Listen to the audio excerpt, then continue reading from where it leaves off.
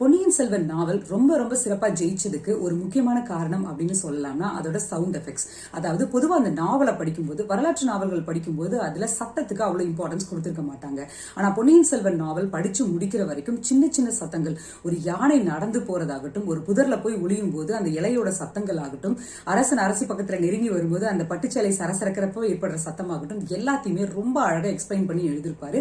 அது படிக்கிறவங்களுக்கு விஷுவலைஸ் பண்றதுக்கு ரொம்ப ரொம்ப ஹெல்ப்ஃபுல்லா இருக்கும் அப்படிங்கிறது இதோட பெரிய சக்சஸ்க்கு ஒரு முக்கியமான காரணம்.